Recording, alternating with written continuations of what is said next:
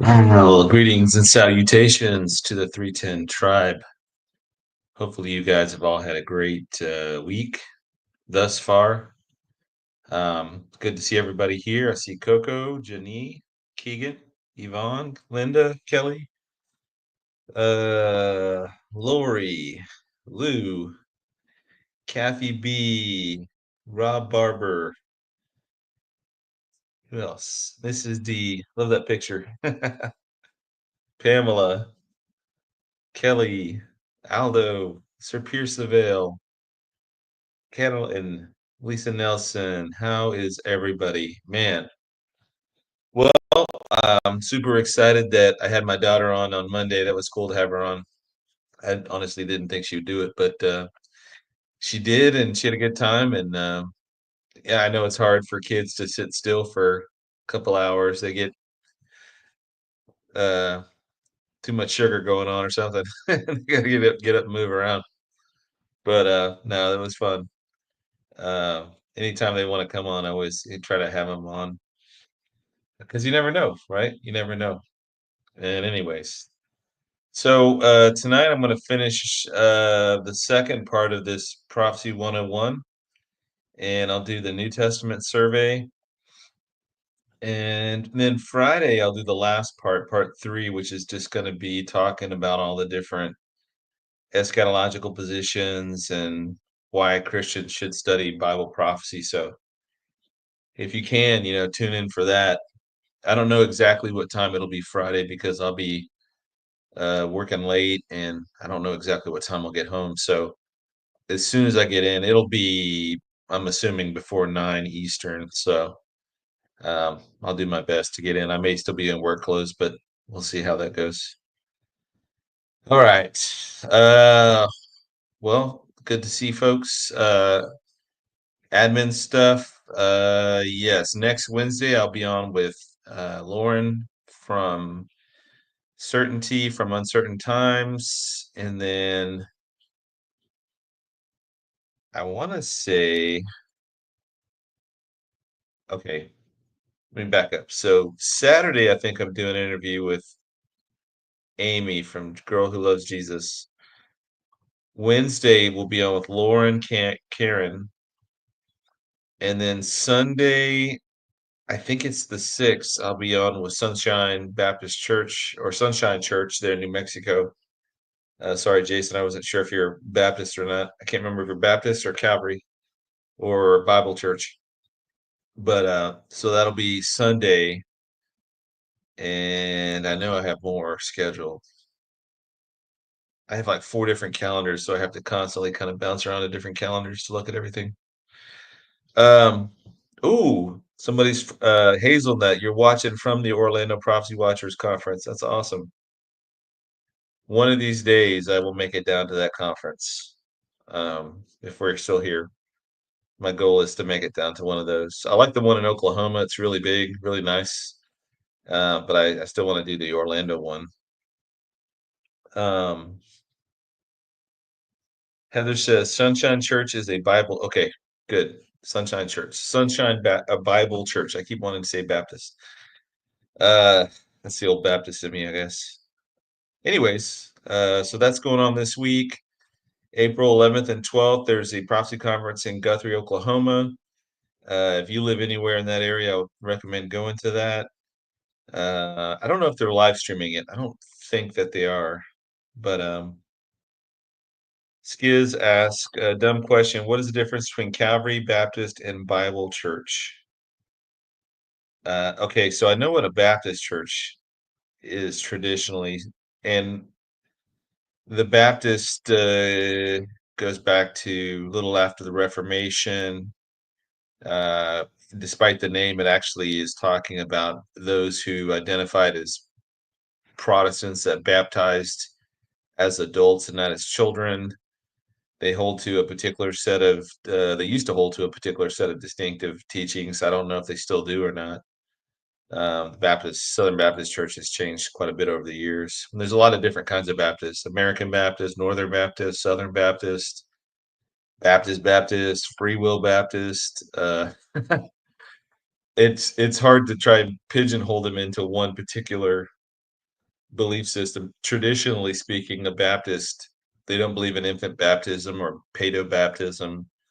They believe that baptism has to be for a consenting person, young person or adult or whoever that makes the choice to follow Jesus. And despite our name, you would think we'd be all about, that baptism saves, but they're not. That it's quite the opposite. We recognize that it's one of the two ordinances that Christ left the church, and that the first being the Lord's Supper, or what we call communion, and then water baptism for the believer. So the person becomes a believer, then they get baptized, and then they go into discipleship.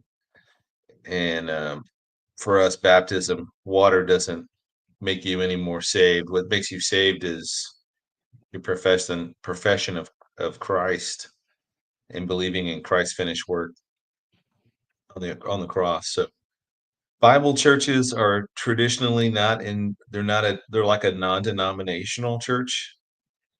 Um, I don't even know if Bible churches are considered a denomination. Maybe they are, but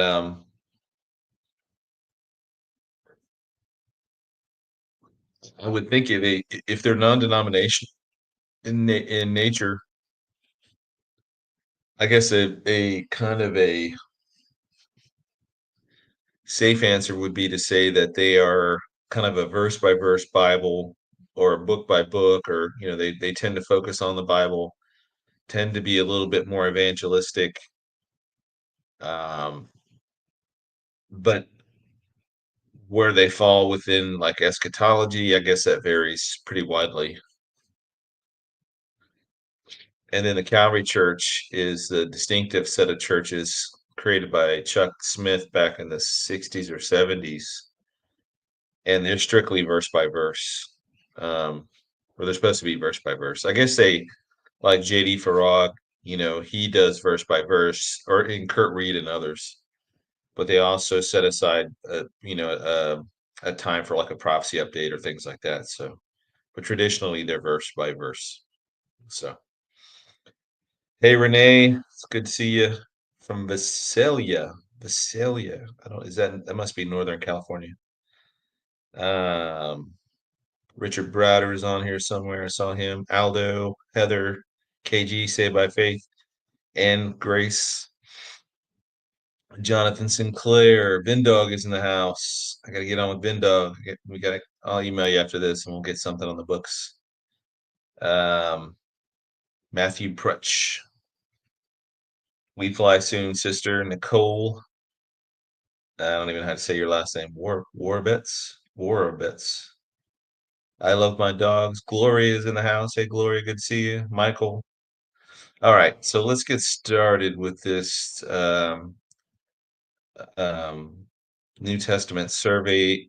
I'll take some questions at the end, I guess, if they're related to the topic. If you want to set aside about 10 questions, I'll do that. I do want to go to bed somewhat early tonight. uh,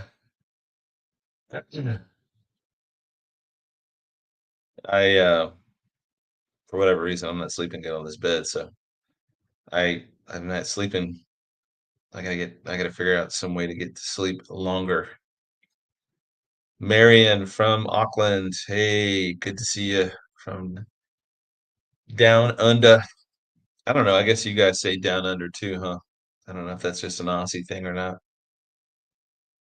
Miss Garcia is not on tonight. She should be getting ready for what's tonight? Wednesday? She does dance and then no, no, Tuesday's volleyball, tonight's dance. So she should be just getting done with dance.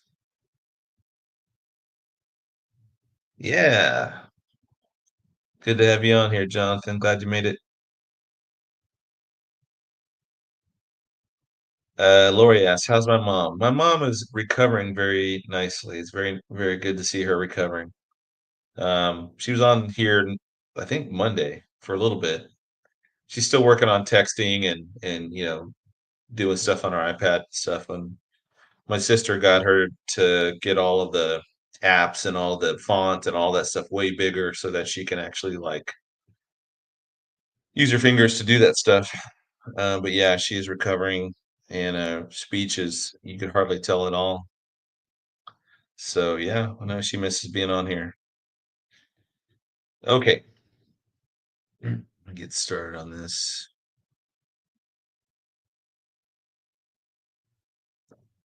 All right, so kind of the big takeaways from last week, if I can just recap, it's if you go from if we're just looking at the Bible from the one over the world kind of view, um, and when I say one over the world, I realize my military uh, jargon might people might not follow what that is, but in a map, traditionally on a map that we would use to fly, it's 1 over 50,000, right? And that gives you kind of the perspective of being way up in the air. Well, 1 over the world is even further than that. You're kinda at the International Space Station looking at everything, so we're looking at kind of the broad overview of the Bible, and, if you look at the broad overview of the Bible and just who's in the picture, who's in view inside of this particular section, Genesis 1 through 11, God is dealing with mankind kind of writ large. There's no distinction between Jew or Gentile, it's just mankind. Now, there are different family lines that we see that start to develop. We have the line that comes from Cain. Obviously, Cain had killed Abel, so that leaves the other brother, Seth.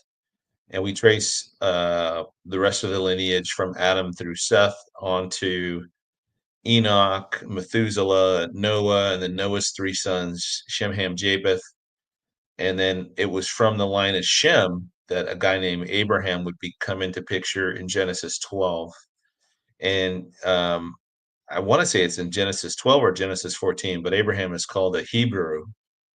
And so he's the first person that Moses, when he wrote Genesis, identifies as Hebrew, but he is from the line of Shem, as are the Semitic peoples that come that are in the world today. They come out of the line of Shem. So all the Arabs, Persians, Jews, most of the Middle East would be considered Semitic peoples, and they are all cousins in a genetic sense of the word. But from Genesis 12 all the way through to really the book of Acts, the Bible then shifts its focus onto the Jewish people. And when I say Jewish people, I mean the Hebrews, the Israelites, the Jews, all the different tribes. I'm just saying Jew collectively because that's kind of everybody can follow along with who I'm talking about.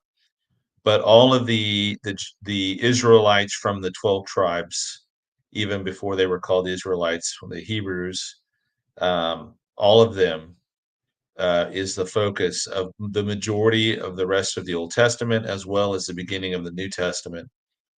And I know a lot of people kind of um, get irked by that when I talk about the New Testament, but in reality, when Jesus came, he was still under the law, as it states there in Galatians chapter 4, verses 4 and 5. He was born under the law. He came to fulfill the law and the prophets. And when you read in Matthew 10 and Matthew 15, Jesus was very specific when he said that he did not come for the Gentiles. He came for the lost sheep of the house of Israel. He came to offer them the kingdom because the kingdom had been in view all throughout the Old Testament. And now in Matthew chapter 5 at the Sermon on the Mount, Jesus lays out the requirements for the kingdom. And nobody's interested in that. They just wanted him to come in and kick the Romans' butts and then set up Israel as the dominant power of the world. And then that would be that. That's what they wanted. But instead, he came in and essentially he said, if you want the kingdom, you have to be a people fit for the kingdom. And he lays it all out there in Matthew chapter 5, and I believe in chapter 6 as well. And it is not a very popular view. And we see that throughout his ministry, aside from the times he was doing miracles, people just really weren't interested in following him. Now we know that he had a number of disciples. I believe there were 70 at one time, and then when we get down toward the end of the ministry, he's down to 12. And Judas Iscariot obviously betrays him and then commits suicide. And then early in Acts, we see that the disciples cast lots for another fella. But then we see later on, I think the guy that God picked was a man named Saul, who was a Pharisee who had been persecuting the church. God reveals himself to him in a very miraculous way on the road to Damascus. And then the rest is history. He changes his, or his name is changed to Paul, and he becomes one of the most powerful um, uh, voices in Christian thought and teaching, and he ends up writing the bulk of the New Testament. Um, okay, so we know from Genesis 12 to, I guess, the middle of Acts, the Jews are in focus. Um, we know that they rejected their Messiah. They end up having him crucified. And in Matthew 27:64, I think it says, the Jews chanted, let his blood be upon us and our children. Somebody correct me if I'm wrong on that passage. I believe it's in Genesis or Matthew 27. I want to say it was 64, but could be wrong. But anyway, so they basically rejected Christ. They rejected their Messiah, the prophesied Messiah. And now through his death, salvation was going to be opened up to all mankind. And so all that time period from Genesis 12 all the way through Acts, the middle of Acts, even though Israel's in focus, the Jewish people are in focus, the Gentiles are only mentioned in how they interacted with the Jewish people. So there are Gentiles still mentioned, but they're only brought in to add context to the story. So, for example, the Egyptian Pharaoh, Nebuchadnezzar, Cyrus, um, on and on and on throughout the Old Testament. If these Gentiles are named, it's only because they're interacting with the Jewish people, but the focus is on the Jewish people. And so then we get to the middle of Acts, and now the focus begins to shift again, not to the Gentiles and not to the Jews, but to this new body of believers they were called the Way, and then they were called Christians first at Antioch, and then we just kind of collectively call it the church. And the church is not a denomination, it's simply the body of believers that Christ himself said he would build in Matthew 16, I believe 18 or 19, and said he would build his church. And so this body of it's like a singularly in the sense that we make up one body of Christ, but it's also corporate in the sense that it's many of us, where it's like a mosaic. I'm one little tile, you're a tile, there's a tile here, and we all kind of make up this giant picture. And all of these believers for the last 2,000 years, from Pentecost all the way till today, we make up this body of believers called the church. And right now, the focus is on the church, and the Jews are only mentioned in how they interact or how they deal with the church, and the Gentiles are only mentioned in how they interact with the church. We see this a lot in the book of Acts with Agrippa, with Festus. We see this with the Judaizers that are following Paul around, and he's speaking out against this in Galatians, and then the writer of Hebrews also dealing with this as well. But the church is the focus. And we see that this focus goes all the way from the middle of Acts to Revelation 3:22. And Revelation 3:22 is the ending of the second stage of Revelation. The first stage, Jesus tells John, write what the things that you've seen. So that's chapter 1, the things which are the seven churches in chapters 2 and 3, and then the things which shall take place after these things. So after the churches is going to come all these future events. Those future events haven't happened yet, and we're now here at the end of this age of the church or dispensation of the church, whatever you want to call it. And like everything else in the Bible, things have beginnings and they have endings. Each dispensation has had a beginning and it's had an end. Whether we're talking about the dispensation of innocence or the dispensation of conscience, human government's in effect, it will end at the end of the second coming, or at the second coming. The dispensation of promise is ended. The dispensation of the law was postponed or paused, and we'll have a conclusion. We'll have 7 years to finish that up. and then we have the kingdom age, which itself will have an ending, and then that'll turn into eternity future. Okay, so I have a study that I'm working on. I don't know. I'm thinking about saving it for a conference, the next conference I speak at, which won't shouldn't be to the fall, but it's called "The Best Is Yet to Come," and I'm really focused on the things going into eternity future. But more to follow on that. Okay, let me see.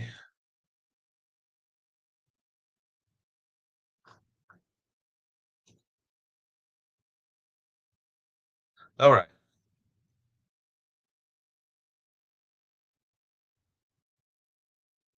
here we go. All right, so what is the New Testament? It is the new revelation from God to mankind. Um, and it culminates with the death of the prophesied Messiah from the Old Testament, and so it marks a marked shift between the way things were and the way things are going forward. In all of history, this is the dividing line, and in fact, we see this even in the life of Christ, and not even things having to do with his prophesied birth and etc. He he was born in 4 or 5 BC, and then he died in somewhere in the early 30s, AD. So he lived in this millennial changeover between the BC world, we call it before Christ, and then Anno Domini, but in the world that marked the ancient world to them, and then the world going forward.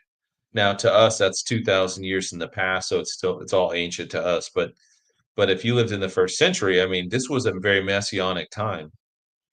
And the Jews knew that their Messiah was supposed to come, but you get a mixed bag of mostly the religious folks had largely rejected it or dismissed it at a hand.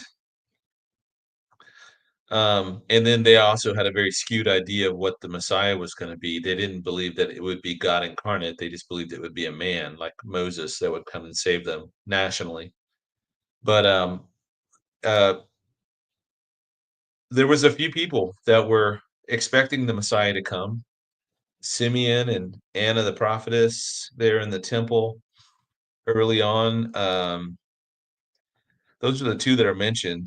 We knew the wise men were expecting the Messiah to come. They were there when he was either born or a very young child.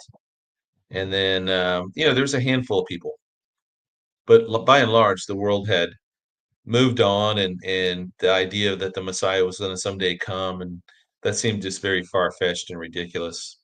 But let's note here in the New Testament some of the kind of fascinating things that we see here. First is that the second coming of the Lord is mentioned 318 times. 318 times. I I think yeah, I have it there. Um the ordinance of communion is recorded only twice in 13 epistles of Paul, but the return of Christ is mentioned 50 times. 50 times. We have churches today that refuse to touch on Bible prophecy because they think it's just some kind of a fringe subject, but they'll deal with or talk about communion all year long. And here again, we have the 4 instances in the gospel of the communion, or 3 or 4, and then we have Paul talking about it twice. And churches have built all kind of denominations around communion, and how they do communion. And it's a big doctrinal divide whether you're Catholic and you believe in transubstantiationism, that the water and the blood and the bread actually become the wine and the bread become the blood and the flesh of Christ, or all the other variations of communion that go from the Anglicans to the Presbyterians to the Methodists to the Baptist and on and on.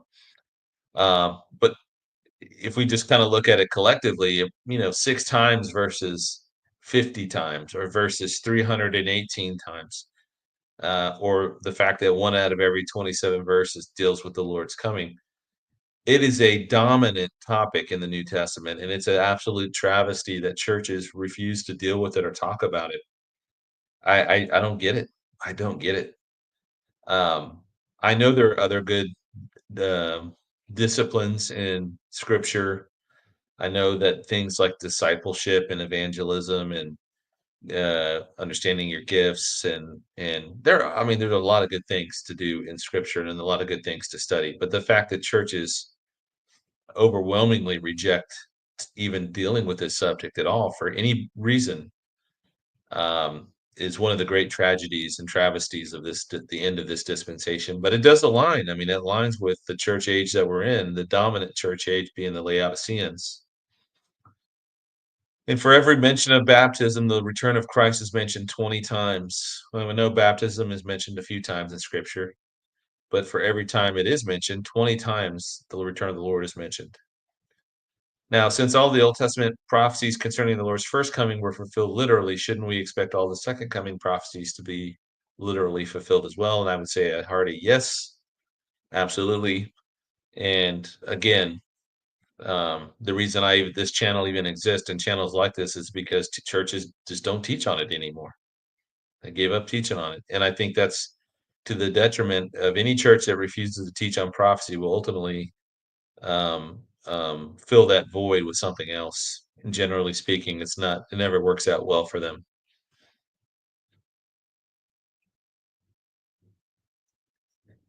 Okay, so again, I mentioned last week a little bit about the genealogy.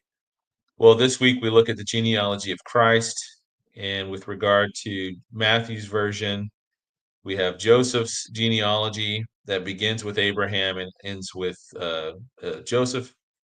And then in Luke's genealogy, we get Mary's, who they're both from the tribe of Judah, but they come through. There's a division or a change from the lineage of David. So in Matthew's version, we see the lineage through Solomon, and then Luke's version, we see the lineage through Nathan. And we know that Solomon's line was eventually cursed during the time of Jehoiakim, uh, as it's mentioned there in Jeremiah 22. His descendants became disqualified, but Jesus was still qualified through his biological mother. All right.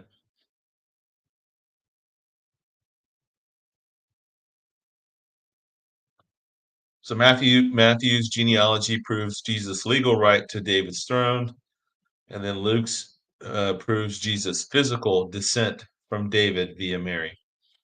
And that both genealogies confirm that Jesus was the prophesied Messiah. Okay, that's a lot. All right. So when you go into the New Testament, let's just say that you're a Jewish person and you accidentally found a Christian Bible that has both the Old Testament and the New Testament, and you go for them. I believe it's forbidden, but you open up the New Testament and you begin in Matthew.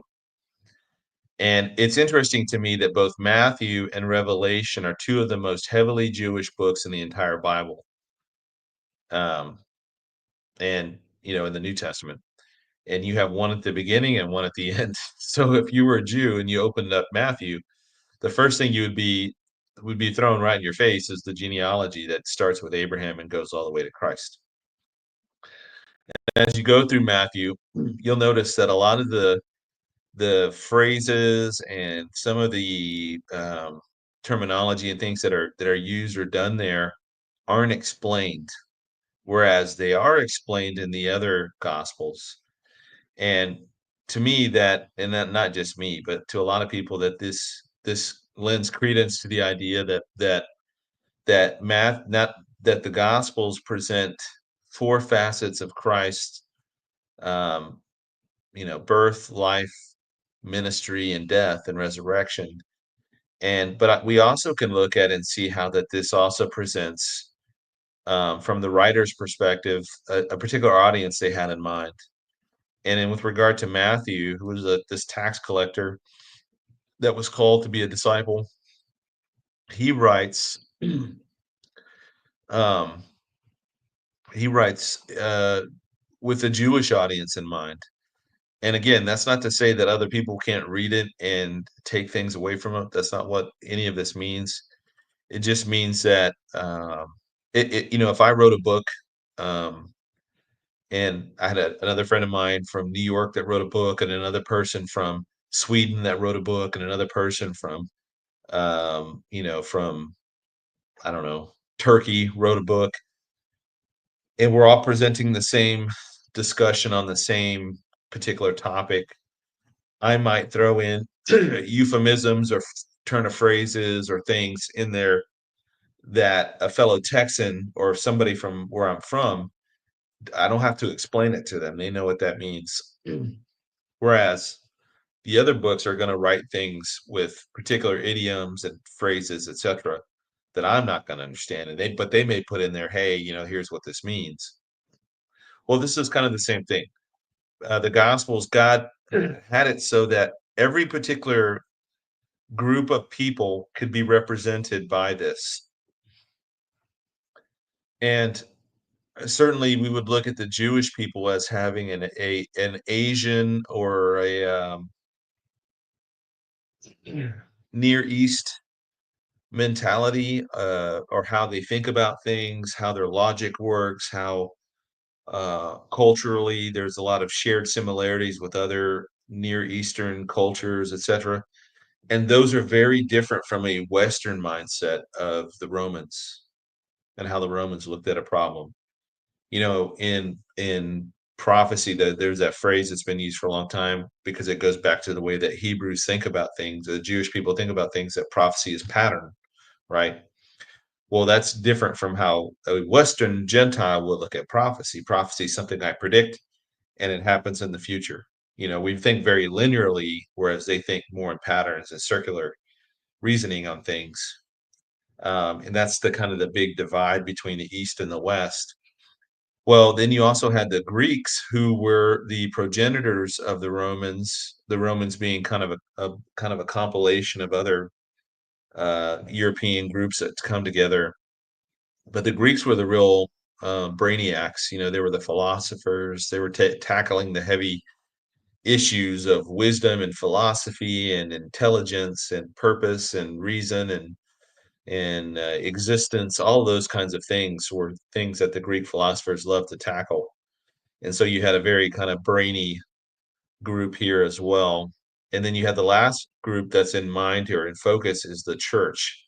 So by the time that the Gospel of John is written, the church had already been in existence for 40 years at this point, maybe 50 years. So um, he had a different mindset when he wrote his gospel. So Matthew, Mark, and Luke are called the synoptic gospels because they're very similar in how their style and structure. And then you have John, which stands alone because it's very different in how it presents Christ. Now, we talked about the genealogy already. The purpose, what did each of these gospels present in a kind of big picture view? I think we see the kingship of Christ presented in Matthew very well. Uh, the servanthood of Christ in the book of Mark, because it's really focused on his actions. It's really action centric, and which makes it also one of the shortest gospels. One of the longest gospels is then Luke, who focuses on the humanity of Christ and how you see in the Gospel of Luke, he is it's really focused on relationships and conversations and talking about things, and it presents a very human side of Christ. And obviously the genealogy there would match, showing his lineage back to Adam and his connection to humanity. And then the Gospel of John presents Jesus as the Christ, the Messiah, God come in the flesh. And we see that there in chapter 1 of John. Now, we talked last week about the animals that were represented, or the symbols that were represented in the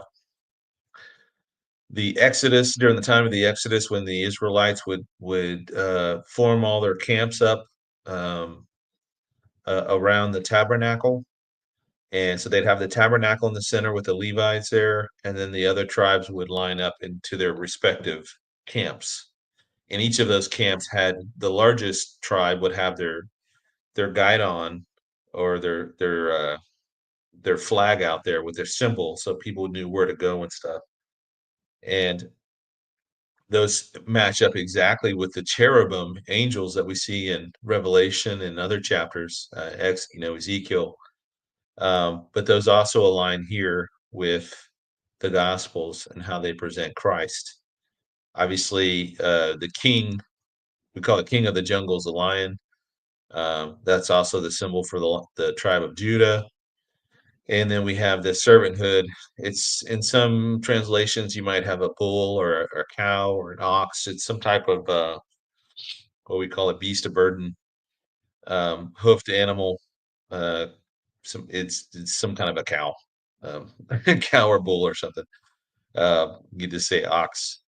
Um, and then you have the humanity of Christ. You got the man. Remember, the man was on the flag for Reuben. And then lastly, we have the eagle represented there with John. And I think that aligned with, I have to go back and look. The eagle aligned with so Reuben was the man, Ephraim was the bull, Dan was the eagle, and then Judah was the lion.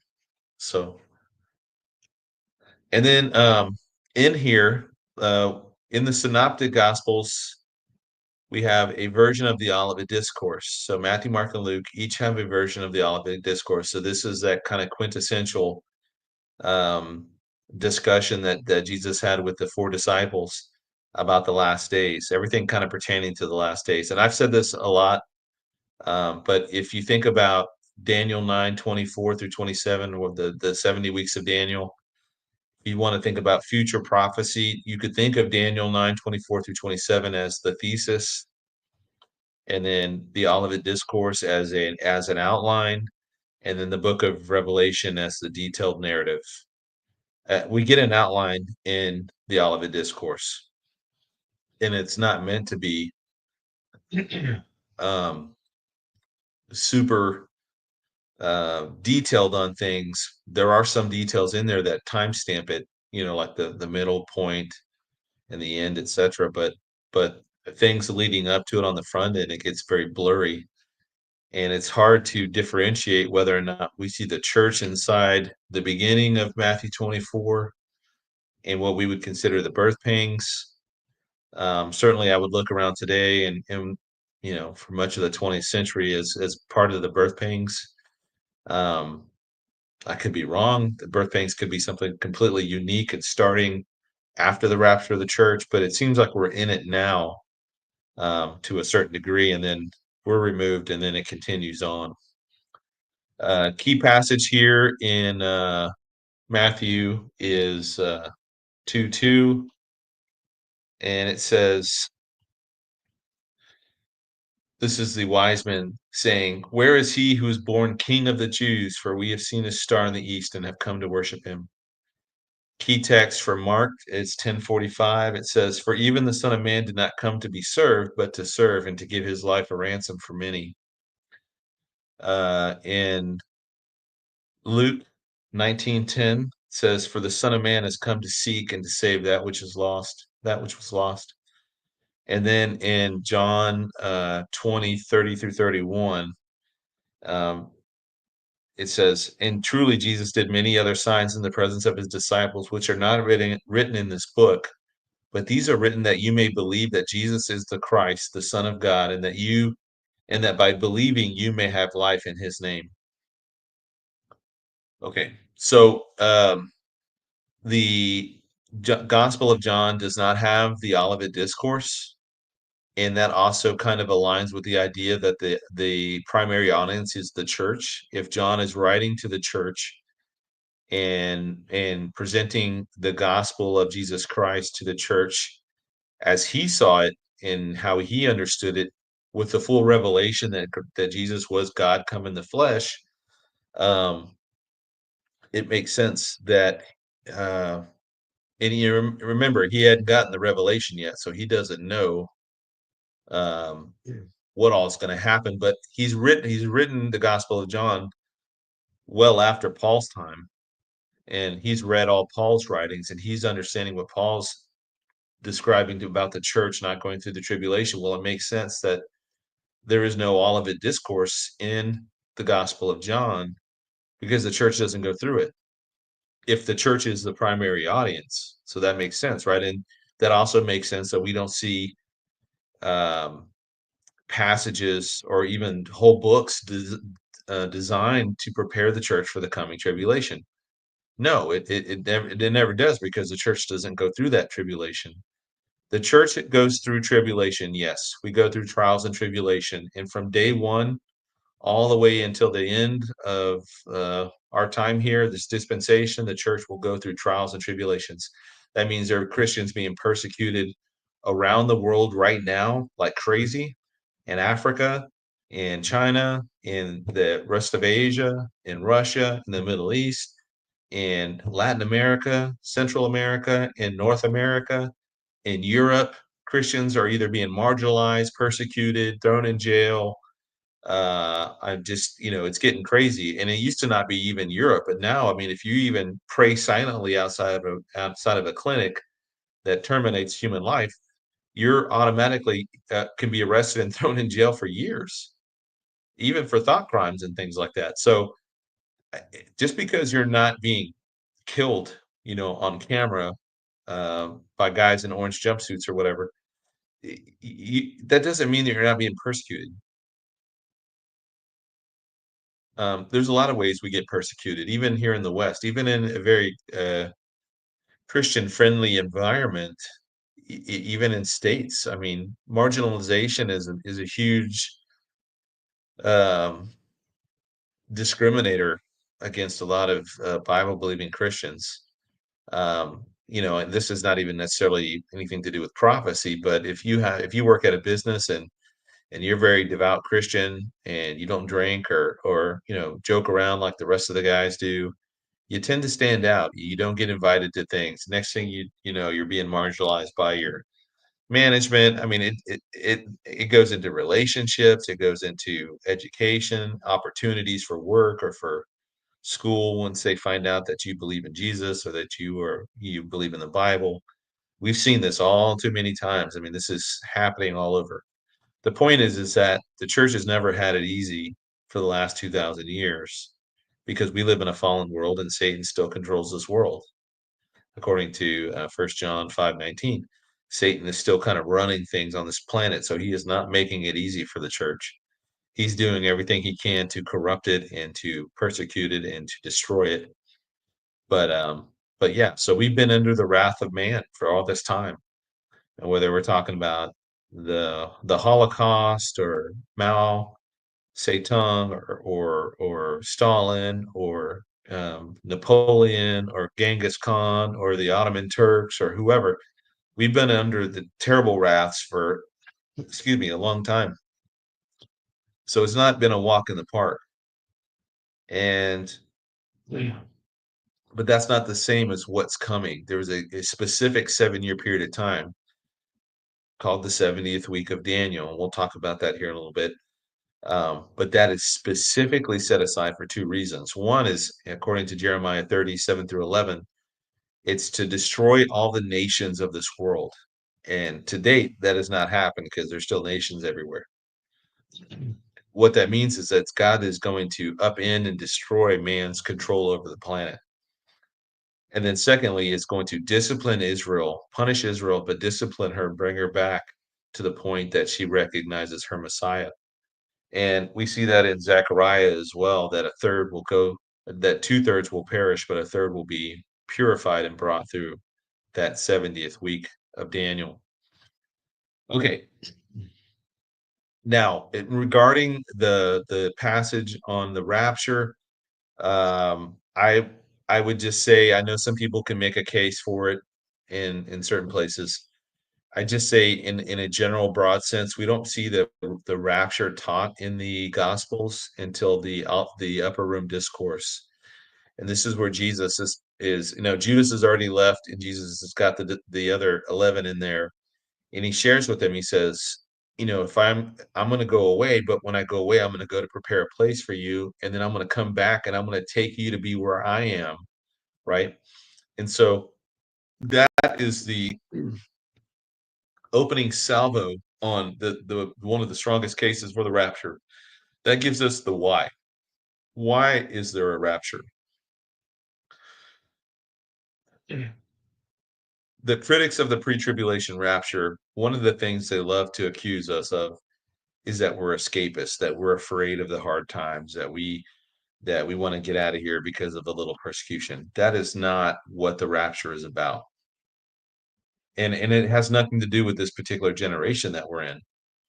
Honestly, Christ could have come in any generation. I mean, there's nothing that has to happen to there's no sign for the rapture itself. It's a signless event.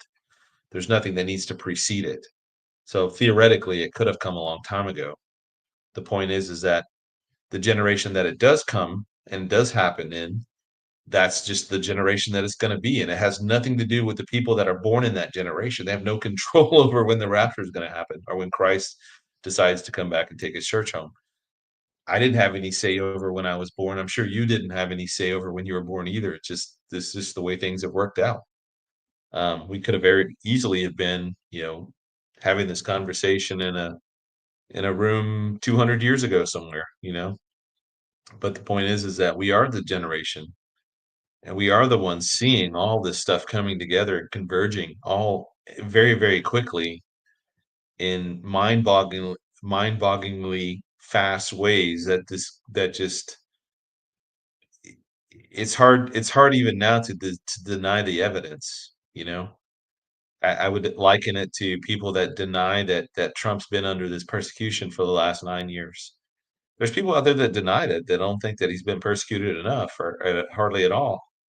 Um, but I mean, the evidence is all there, but you can't convince them to see anything otherwise. But we do see a lot of the second coming passages dealt with, at least in the Synoptic Gospels, um, in a very pronounced way, especially in Matthew's version, when he's put under oath by the Pharisees, and he kind of gives this commanding response to him, and you will see me and coming on in the power and on the clouds and great glory, and the priests are like tearing their vest open. They're like blowing their minds. They know now, right? They know now. Okay. Yeah, Matthew 26:64. Jesus said to him, "It is as you said. Nevertheless, I say to you, hereafter you will see the Son of Man sitting at the right hand of the power and coming on the clouds of heaven." And Mark 13:26, and then they will see the Son of Man coming with great power and glory. In Luke 17:24, for as the lightning that flashes out of one part under heaven shines to the other part of under heaven, so the Son of Man will be in his day. So there's a lot of passages here talking about the second coming. But let's note the stark difference between those passages and this passage here in Matthew or in John 14. Let not your heart be troubled. You believe in God, believe also in me. In my Father's house are many mansions, and if it were not so, I would have told you. I go to prepare a place for you, and if I go to prepare a place for you, I will come again and receive you to myself, that where I am, there you may be also. How much of a difference is that passage with the other three that I just read before that? John, Matthew, Mark, and Luke.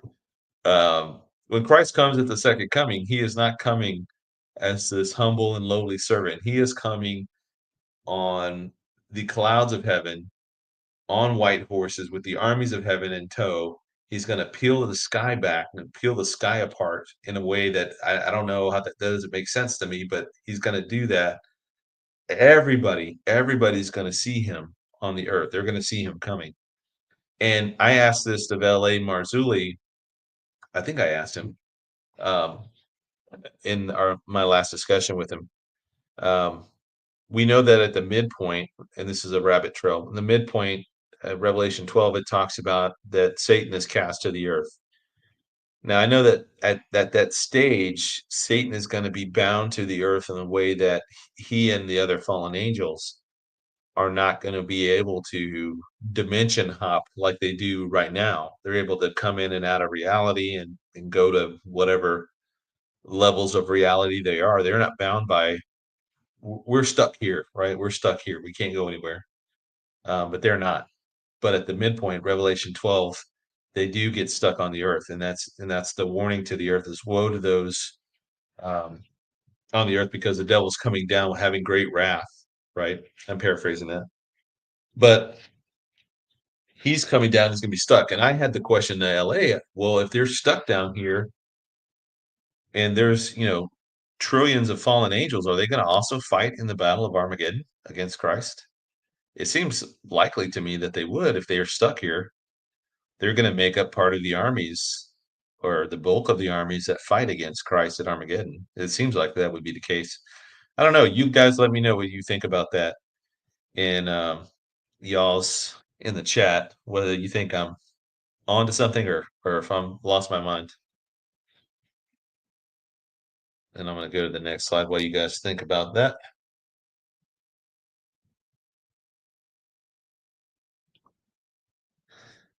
Okay.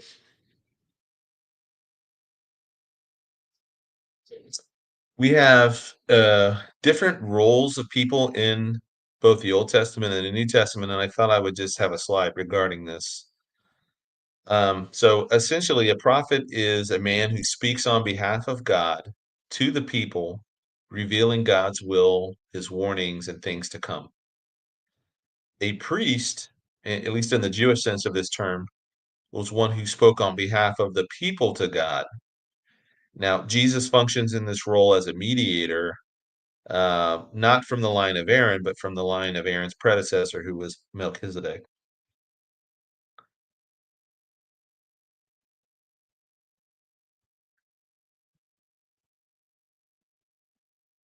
An apostle was a personally chosen representative of Christ. Uh,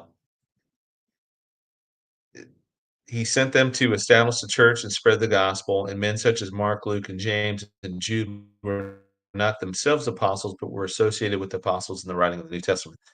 So I take umbrage with any church or group that still labels people an apostle. And I don't know if that's how it is at y'all's church, wherever y'all go, or denominations. I know it's come back in vogue in a lot of ways, and a lot of Pentecostals, or I don't want to say Pentecostals, but like charismatic groups, NAR, those type of groups. But I also see that they were also in a lot of Christian African religions, denominations, whatever. We see them in the Mormons, who I don't consider Christian, but the title is thrown around quite a bit. And an apostle was somebody that in a biblical sense was somebody that physically walked with Christ and was physically associated with Christ. And so, as Ken Johnson's talked a lot about the disciples of the apostles. So the apostles were just the 12. Well, technically 13 if you count Judas taking off the way he did, and Matthias, I think, being brought in, and then also Paul. But it makes sense that there would be these men that had a physical, personal relationship with Christ. They would be addressed in such a way that nobody else could be. And then you had the gift of a prophet, which differs from an apostle. It also differs from essentially a traditional prophet um, having the gift versus being one for your whole life. I think that we can see certain examples of this, but this is where the differentiation between like the apostle Peter making some prophetic statement versus um, John the Baptist, or I don't know, pick one of the Old Testament ones. The apostle gives an authoritative declaration of the whole body of truth concerning Jesus Christ, but the prophet interprets the authoritative word and explains the truth so that it becomes very clear, vital, and compelling. So before Christ came, you had Old Testament prophets that interpreted God's word, or they gave God a word from the Lord explaining the truth, and so that it was clear, compelling, and vital. And the gift of the prophet within, say, an apostle is that he's doing that same thing, but from the vantage point of in conjunction with Jesus Christ. Now that Christ had been revealed as God come in the flesh, the Messiah, he has that taken it to that next level. Now, do I think the gift of prophecy still exists? Yes. Um, I don't see it in the same. If I go back to that slide where I talked about the difference between progressive revelation and progressive illumination, I think that what we have now is the gift of illumination, really. I mean, if you want to call it the gift of prophecy or whatever, you're really just expanding upon something Christ or the Bible has already revealed, and God's given it to you in a new way to look at it. And as long as it doesn't contradict anything else in Scripture, whatever that view is, then I think it's not necessarily a bad thing. It's something we should probably look at and study and try and understand. Um, Kind of along, here's an example of one of these things. But all my life growing up, I had heard that the church was born at Pentecost. And I think we've all heard that. And I think that it probably makes more sense to believe that the church was conceived at Pentecost, and that right now we're in spiritual utero waiting to be born sons and heirs of God at the rapture, and that will happen at a future point. We don't know when exactly that will happen, but when it does happen, that will manifest a physical change to our reality, and not just a spiritual change, and not just a mental or inner change. This is going to be like a real full blown change, you know. So um, I think holding to a view like that, where you distinguish or differentiate between the church being born at Pentecost versus being conceived, doesn't conflict or doesn't have issues with any other major doctrines in the Bible. And so if you looked at it that way, you think, oh, wow, that's a new way. That's a cool way to think about it, because then that ties in the whole picture of the body of Christ, and that, people are different parts, and their different giftings make some people like a hand or a foot, or like the heart or the spleen, or, whatever, all the different body parts that we kind of are, we complement the entirety of the body of Christ, is what I'm trying to say. So that makes more sense to me. And it also may open up other things to other ideas that still align with the rest of God's word. So, okay. Yeah. So the gift of prophecy still exists. I would caution anybody from taking anybody seriously who comes out and says something to the effect of, the Lord spoke to me in a dream last night and he said this, or uh, God spoke to me today at the gas pump when I stopped my gas handle, it stopped right at 777, and then they try to make something out of that. There's a thousand different examples. People claiming some type of new revelation. Even my own experience, I don't know how to take that. I don't consider that revelation. I just consider that um, he's not giving me some type of new information, is what I'm saying. When I heard prepare the underground, it wasn't like some new thing. Um, it was a call for action, I guess, to get moving, get going in this particular direction. But it wasn't some type of new thing, that a God had revealed to me that nobody else on the planet knew. I think that God has probably said that same message that he said to me to a lot of people.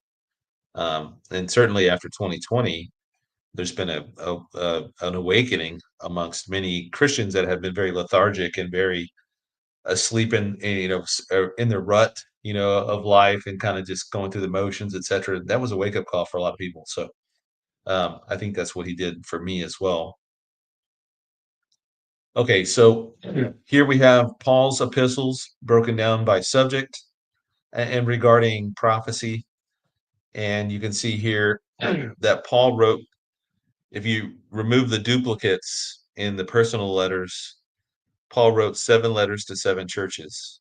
So he wrote to the Romans, Thessalonians, Corinthians, Galatians, Ephesians, Colossians, Philippians.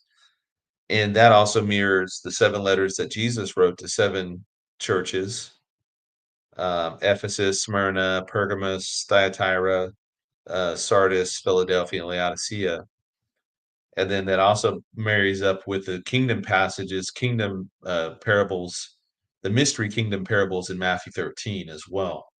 So all 3 of those complement each other, which I think is pretty cool. So we have here Paul's writing about apostasy and perilous times in Romans and the Thessalonians, Galatians, and Timothy's. And then speaking about the tribulation itself, he deals with those topics um, the least out of all the other apostles in the New Testament, but he does address it here in these 2 chapters. But he is the one that was given the mystery of, he was given 7 mysteries, technically speaking. But the mystery of the church, and then the conclusion of the church, which is the rapture, he is the one that deals exhaustively with this. And it was given to him to explain it. And then he also deals with the second coming and then the Bema judgment, which we see in First Corinthians 3 and Second Corinthians 5, as well as there in I believe that's in chapter 1. So that should be Second Corinthians chapter 1. Okay.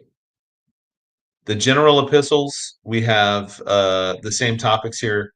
You see that they're dealt with quite a bit by John, by Jude, James, Peter, and then dealt with in Acts. I think that was by Paul there. And then the tribulation is talked about a little bit, kind of sporadically. You would think that if the church was going through the tribulation, if the church was going through the specific 7 years that God set aside for the nation of Israel, if the church was designed to go through that or destined to go through that, this would be chock full of passages. And both Paul and the other apostles and writers would have tried to warn and prepare the church for what's coming, right? How to live through the 21 judgments that God was going to pour out on the earth, and that this final world ruler, it would dominate. It would dominate everything. But the fact that it's not hardly mentioned at all tells me that church is not going to go through it, and we're getting exposed to it just little bits here and there, just to let us know, hey, this is what's coming, but doesn't apply to you guys. And that kind of ties in with my article that I did last week, or I think it was on Saturday when I dropped it, called "The Things Left Unsaid." And I know that the argument from silence isn't the strongest of arguments, but when you see it consistently across the same topic, set of topics inside of one particular book, like the Bible, you start to pick up on the patterns of those things. You start to pick up on the things that are not being said. And the things not being said to the church is how to prepare for the coming 7-year tribulation.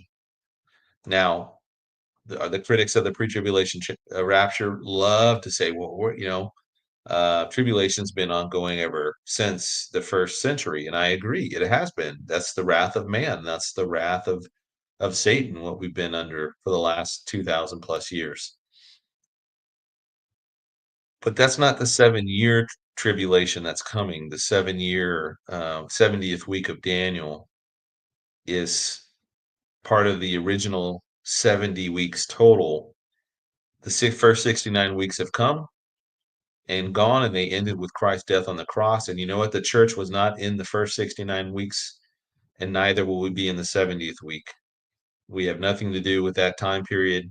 And again, it has nothing to do with us as people. It has nothing to do with Christians in America or Christians anywhere in the world right now. It's just it's all coming down to the timing of it. And we just so happen to be alive, and we're here noticing it. At the very least, we're noticing it, and saying, hey, this is coming. And some of the other writers deal with the issue of the rapture, although they don't go into the kind of detail that Paul does. But it is mentioned throughout other passages and other epistles. The second coming or eternal state, sporadically again, and then the Bema judgment. there in First Peter and in the book of Revelation. Not the Bema judgment for Revelation, but the great white throne judgment. Okay, and kind of coming to a conclusion for the New Testament survey, we have the book of Revelation itself. And I'm not going to spend too much time on this because I did a whole series on it. You guys can go back, it's on my playlist. And I think I went through 21 or 22 episodes on that. And I go into detail in every chapter, but primarily speaking, as just an overview of Revelation, the author is the Apostle John. He is not writing out of his own mental cognizance. He's simply writing down what he's told to write down. And the book of, or the writing of the Revelation was somewhere between 90 and 95 AD. We know that at this time, Paul or John was thrown in prison by the Emperor Domitian, and Domitian died, I believe, in 96 AD. And one of John's disciple was a guy named Polycarp, and one of his disciples was a guy named Irenaeus. Irenaeus is the one that tells us that John received his revelation toward the end of the reign of Domitian, and so it's incredibly safe bet to say that it's happened sometime between 90 and 95 AD. Again, I don't want to go into all the reasons why, the dating of it, stuff. I've already done videos on this. I did one dealing with preterism, going through all the different reasons why the book of Revelation was written late and not written in the time of Nero. um, the purpose of it was God gave John this revelation, which in the Greek is called apocalypsis. He gave it to him to reveal the future events. And so Revelation in a way then forms as the bookend for the book of Daniel. The book of Daniel presents a lot of stuff, but then it's concealed. And now the book of Revelation is revealing all of that stuff that had been concealed in Daniel's time. It warns the world that the world will come to an end and that judgment is certain. Provides a glimpse of heaven and the eternal rewards for the believer, details the great tribulation, the final judgment, and Satan's doom, and then reveals the New Jerusalem and the eternal reign of Christ. Key passages here are going to be Revelation 1:19, which outlines the book structure. Revelation 13:16 through 17 describes the mark of the beast, which controls all the buying and selling in the entire world. Revelation 19:11 portrays Christ's second coming, victorious second coming. Revelation 20:11 describes the great white throne judgment, and Revelation 21:1 introduces the new heaven and the new earth. So that's kind of the major verses, key verses in there. Again, it ties to the Old Testament very heavily, and I'll show you that here in a second. And then the practical applications for the believers is that Christ had told his disciples several times, hey, I'm telling you these things ahead of time so that when they happen, you'll believe and you won't be freaking out. Well, 1 second after the rapture, the world is going to become incredibly supernatural. I mean, overnight, and it's going to freak everybody out. And during this time, you're going to have people coming along saying that I'm the Messiah, I'm the Christ. And on top of all of the mass propaganda, the information warfare that will be going on, the censorship, all of that stuff, you'll have people coming out and pretending to be a Messiah, and they'll be able to do supernatural signs and wonders. Well, how do you counteract that? Well, you counteract that by forewarning people about what's going to happen before it happens, so that when it happens, they'll say, oh, yeah, that crazy guy Pete was saying that this guy was going to come along and do something like that. And so who's more powerful? And I'm not trying to say that I should be considered powerful or anything like that. I'm just saying, where's the power at when somebody comes along and you don't know, you're completely unsuspecting, you have no idea what's going on. Somebody comes along and does some crazy supernatural thing. You can't explain it.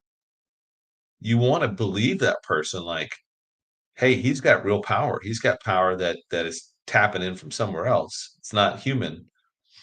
Um, but how do you counteract that? If I am the same guy, but somebody told me beforehand and warned me, said, "Hey, watch out, this guy's coming. He's going to be able to do some crazy magic, but don't trust him. He's not. He's getting power from the wrong place." And so when you can come along ahead of time and tell people that, that nullifies that supernatural effect that they have. It nullifies that ability to deceive. And I think that's why God's given us this open window right now, here in the last minutes of the final stage of the church, and now that social media is what it is, and we can proclaim the gospel around the world, in ways that missions couldn't even do. I mean, it's truly like a remarkable thing that's happening right now. Okay, so in regard to Revelation, and I mentioned before that it ties heavily with the Old Testament. And the same guy that had done that previous line chart showing how all the Bible's connected, well, this is Revelation, how Revelation is connected to the Old Testament, and you can see that uh, that there's a massive tie-in with the Old Testament in Revelation, and kind of like what I said earlier, that it's interesting to me that the first and the last book of the New Testament is super heavily Jewish. I mean, if you were a Jew and you went straight to the book of Revelation, very quickly you'd be drawn in, like, I recognize that. That makes sense. I understand this. I understand this reference. I understand that. I understand this. And anyway, so that's Revelation's tie-in with the Old Testament. And so there are somewhere in the neighborhood of 800 allusions to the Old Testament. Again, it's aside from Matthew, those are the two most heavily Jewish books. Well, the book of Hebrew, obviously, but the three most heavily Jewish books in the Bible. Okay, so I mentioned earlier, Revelation 1:19 details how to outline the book, or it outlines how to understand the book. So chapter 1 is the things that John saw, and then chapters 2 and 3 are the seven letters to the seven churches. And again, by 95 AD, there were hundreds of churches in the Roman Empire at that time and then beyond, in many more prominent, bigger churches than these seven here. But these seven would come not just to represent, they were real churches in the first century. So he's using these seven particularly for a particular reason, because there's something in them that is applicable to all churches. So there is a universal application to it, just as much as there is a first century application to it, and everything in between. But in the first letter to the first church at Ephesus, we know that that church is the church of the letter that we know of as Ephesians, that Paul wrote to the Ephesians. That's that same church there. Then you have the church of Smyrna, the church of Pergamos, Thyatira, Sardis, Philadelphia, Laodicea. Um, Again, real churches in the first century. There are applications for every generation in each of these churches. Um, but they would also come to represent something, not, it's not just, one dimensional. This is, four dimensional right here, or whatever. It's looking at it from multi perspective layers. And when we look at the Bible that way, it makes the Bible come alive in a way that is, if you look at it just as a old history book, and you think, oh, that's just in the first century, has no bearing to me whatsoever today, well, you're gonna have a very diminished view of Scripture. But if you look at who the author of the Bible is, the author is not just these men in the first century or the 15th century BC, or earlier. It's God who exists outside of time and space, who declares the end from the beginning, just as I mentioned at the very, very, very, very beginning of this, and on Monday. He declares the end from the beginning. It only makes sense that when he is uh, picking these seven churches, that it's for more purposes than just simply because they formed a trading route or something.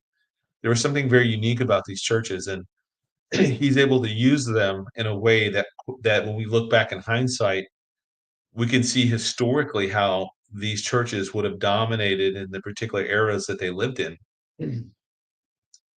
So you have a also kind of a historical, a grammatical, literal, historical application or interpretation of these churches, but there's also the prophetic. And a reason I say that there's a prophetic application to these churches is in the order that they're put in.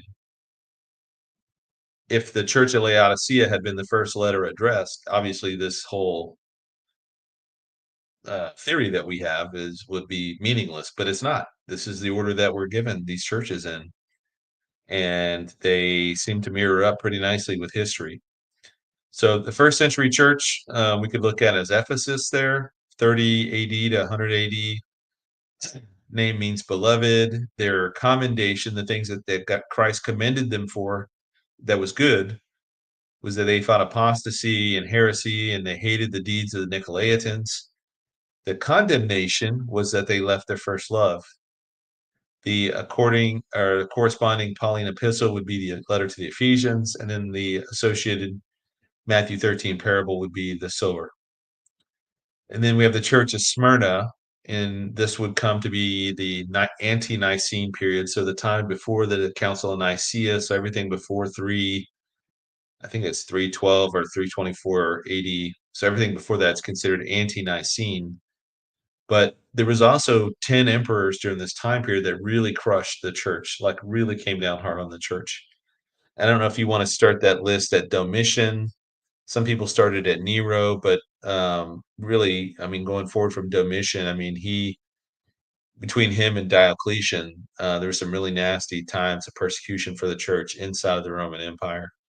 The name means crushed, and the root word of the Smyrna also kind of is derived from the root word of myrrh, which is that fragrance. I don't know what it is. It's some kind of a vegetable or whatever that gets crushed, and they use it for embalming because it smells. It's got a pleasant odor to it or whatever.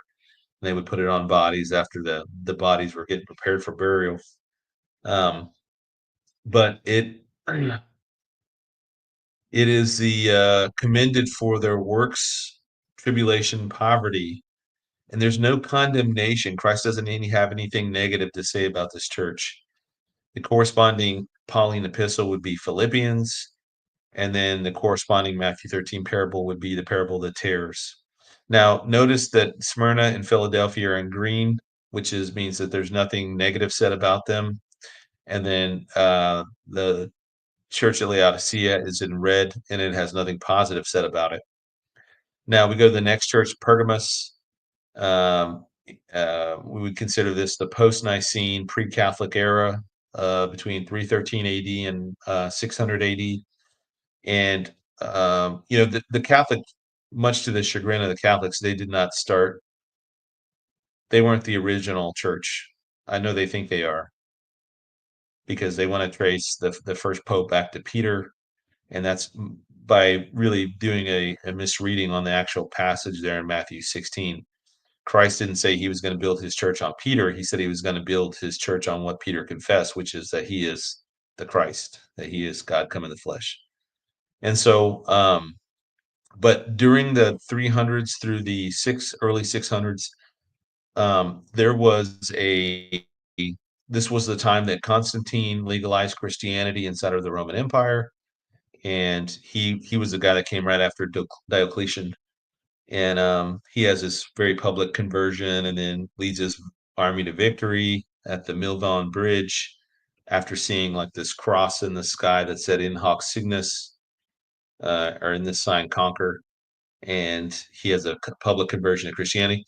He doesn't make Christianity the religion of the state, but he certainly led the way for it to go that direction. And so you had a lot of pagan temples and a lot of pagan priests that then begin to convert over to Christians. And at the same time, you also have a marrying together of the church with the state because the emperor is Christian now and he's the head guy in charge of everything. And so there is a lot of baggage that's brought over both from the pagan side and also from the government side into the church. And it takes a couple of centuries for this to really start to get finalized, because if you study the history of the Catholic Church, you'll see that they didn't have everything they do today. a lot of those things came in stages and they came over time. So like doing the ash cross on your forehead, that was around the 500s that became a thing. Making the sign of the cross, that was, another point in time. Uh, all the different kind of rituals and things they do, these things were developed over periods of time. They would have a council, and the council would approve this, and it would not approve this, and anyway, so this is like everything else; it just develops over time. But by the 600s, we have the first official pope, the Bishop of Rome, and this was in 605 or 606 AD. I cannot remember the guy's name. I always forget it. I want to call him Boniface, but it's not Boniface. It's something else.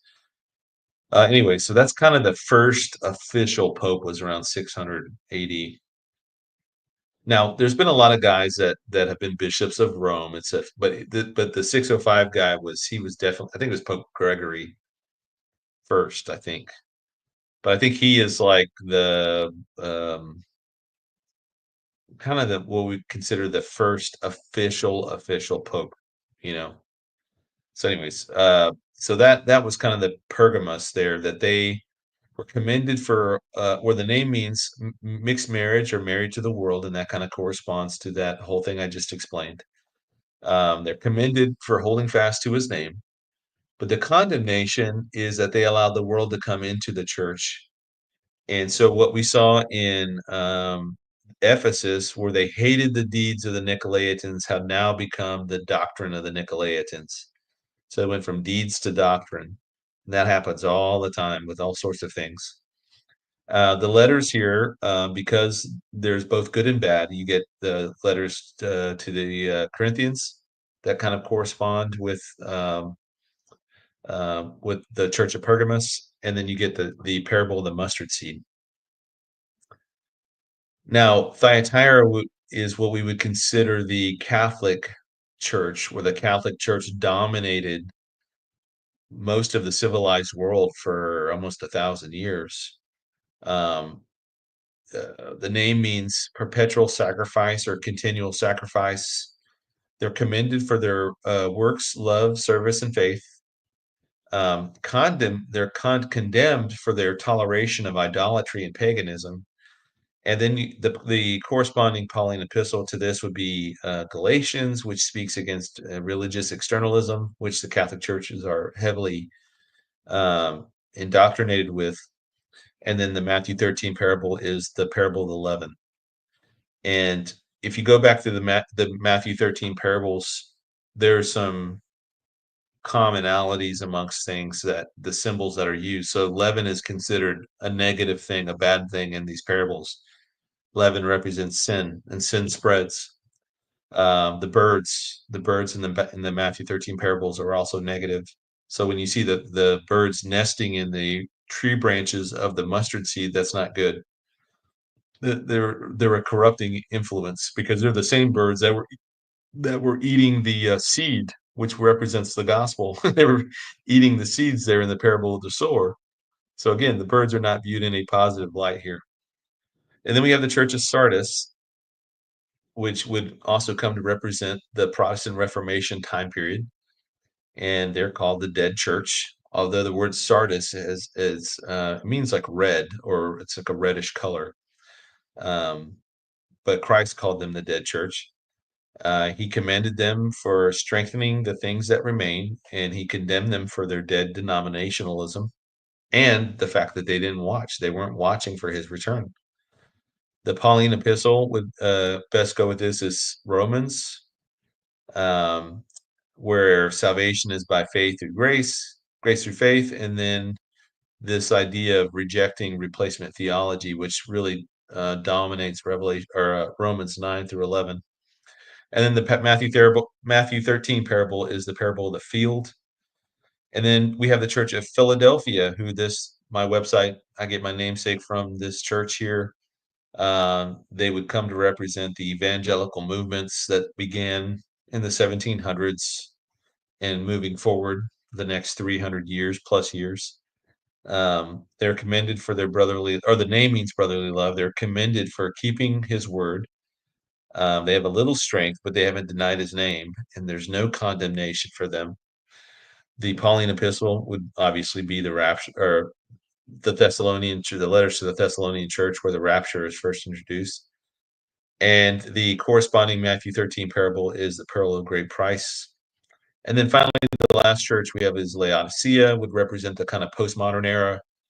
And the name means the name's a little tricky because it's two words put together, so it can mean a couple of different things. But it could mean the people's opinion, or that the people judge or judging. And there's no commendation. There's nothing good said about this church at all.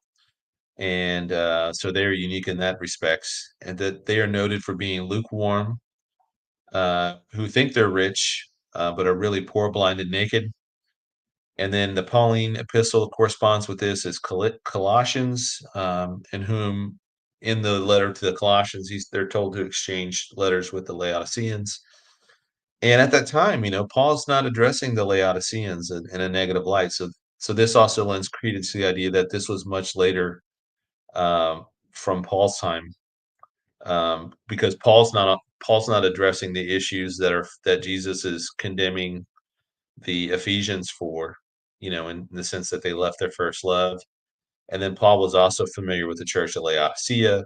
Certainly, if they were in this state in Paul's time, he would have written written a letter to them like, "What are you guys doing?"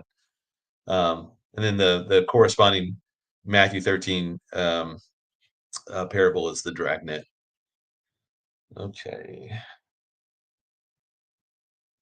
Now, note here too, before I go, I have a line in the middle, and then and I also have the two arrows. And in the first three letters, the endings of the letters are in one direction, and then in the last four letters, the endings are reversed. And so I don't know what this means exactly. I have a theory on it that these first three churches are gone in terms of history, and then the last four churches are still in play. But I also know that there are many persecuted believers, so there are still pockets of these believers in all the other different churches. So I don't know exactly what to make of it. It just is interesting to me that the endings are flipped. I don't know. I don't know. You guys tell me what you think it means. All right. Okay, so the book of Revelation in general, from there, I mentioned the outline. So you have the things which you've seen, which is chapter 1, the things which are present, which we just talked about, the letters to the seven churches. And then the rest of the book from chapters 4 on it hasn't happened yet. It's still future because we're still in the church age. The churches are still ongoing.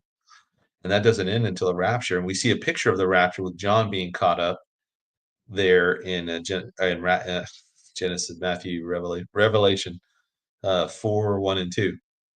And then from there, he's caught up to the heavenly throne room scene. He's watching Christ open the seal, judgment. So Christ is the only one found worthy in the entire universe to take the scroll from the right hand of the Father, and then to open and to look at the seal, open it up and open the scroll of judgment. It's always interesting to me how pre-wrath and post-trib and others think that the seal judgments are somehow the wrath of man or Satan, but then the rest of the judgments are the wrath of God. Dude, they're all the wrath of God. Look, God has the scroll in Revelation 5. The Father has the scroll. The only person in the entire reality, in any reality, is Jesus. And he's the only one that can come and is worthy to take the scroll and then open the scrolls, break the seals and open the scroll. And by so doing, he's unleashing these judgments. So he is doing this. He is causing this to happen. How people get the seal judgments or the wrath of Satan or the wrath of, like, I don't get that. That just completely boggles my mind. Like I don't see how they come to that conclusion. It has to be at a sheer either total ignorance or it's willful ignorance, because that's the only two options you have. Because it clearly tells you in Revelation 5 who opens these scrolls and who opens the seals and who's causing all this to happen. Anyways, Um, I'm sure I get a lot of hate mail from that. Uh, we got chapter 6, the seal judgments, chapter 7, the 144,000, the martyrs. So the difference in the colors here is that the yellow is all chronological, and then the white is your non-chronological parenthetical insertions. So these are expansions on things, and it's not necessarily tied to a specific time. It's just something that's explained. But the yellow ones seem to all be in chronological order.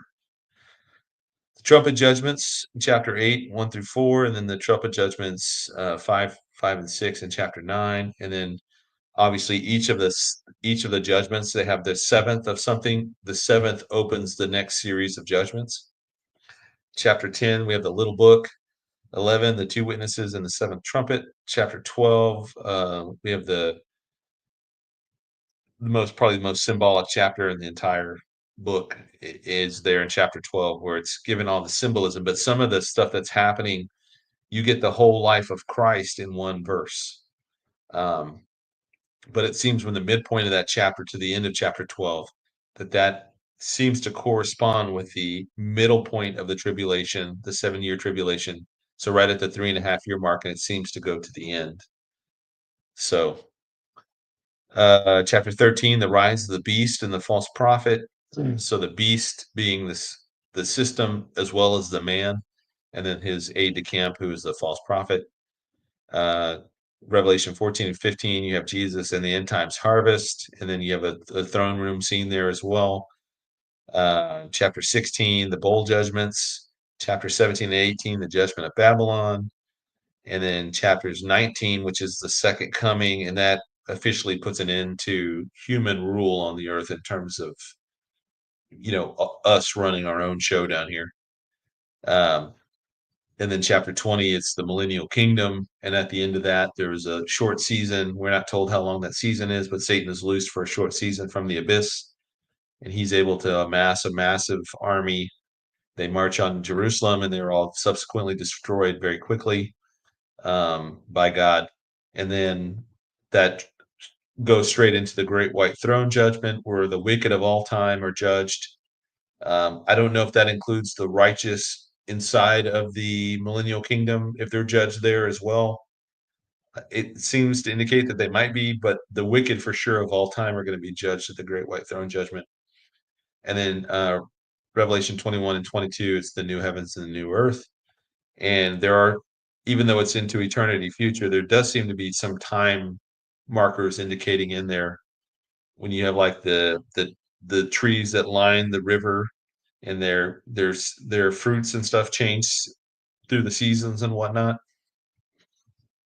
or they change every month or something to that effect. But there seems to be some time indicated in there, or that we are still cognizant of time. So I don't know how eternity future works. That's gonna be interesting to look at that. All right. Okay, so this is this section of Revelation. So everything I go on from here on Friday will be on eschatology, all the different viewpoints, pros, cons, interesting things about eschatology, and then why it's so important that we study prophecy. And I'll conclude with that on Friday. So, all right, so that's an hour and a half now. I haven't looked at hardly any of the chat. Yeah, I missed the Seven Thunders. I don't know where to put them in there. I mean, I know where they go in there, but like I don't know how to. I don't know if they're. I think they're judgments. To me, they seem to be some kind of a judgment. But okay, I'm gonna go to Discord real quick and get any questions that may have popped up.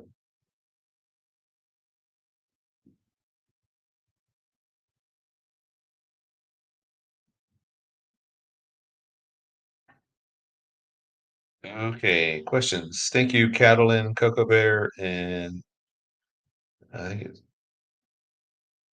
yeah, let's see here. So Patrick Hart asked, question, could hell and the lake of fire have been an element of physicality? Could hell and the lake of fire have an element of physicality? Matthew 10, fear him who is able to destroy both soul and body in hell. Revelation 19, beasts and false prophets are thrown alive into the lake of fire. Soul and body. Got you. Okay.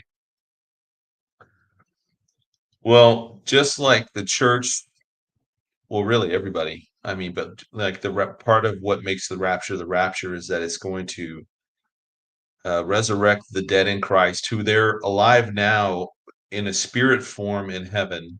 Because Paul says to be absent from the body is to be present with the Lord.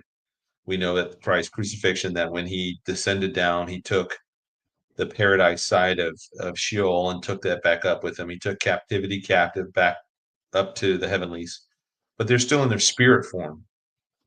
And what the rapture does is for the church age believers, since we make up the body of Christ, he's the head, we're the body, we are going to receive our glorified bodies first.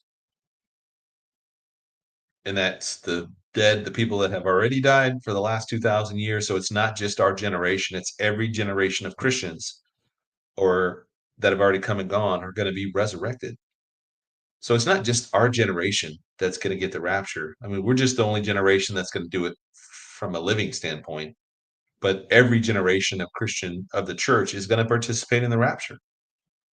The bulk of it's going to be the resurrection portion. The last portion of it would be just those who are alive and remain are going to be translated. So much in the same vein as Enoch, translated from mortal to immortal in a blink of an eye, a flash of an eye. So the dead in Christ are going to get bodies. The dead, righteous Old Testament saints, they're going to get physical bodies. The people that go to hell are also going to get physical bodies. Um, and these are these eternal bodies that they're going to live in for the rest of eternity in the lake of fire. And here's something that's interesting and I hadn't seen this question until just now, but it just triggered something in my mind from Second Thessalonians chapter 1. If I can find it here.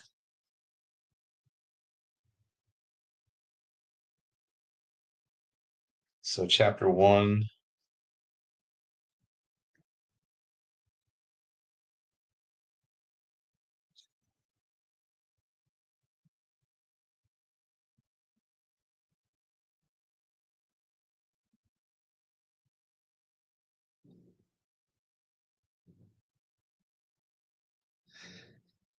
Yeah, Paul's writing here, and it says in verse 7, it says, and to give you, or let me start at 6. And since it is a righteous thing with God to repay with tribulation those who trouble you, and to give you who are troubled rest with us when the Lord Jesus is revealed from heaven with his mighty angels, and flaming fire taking vengeance on those who do not know God, and on those who do not obey the gospel of our Lord Jesus Christ.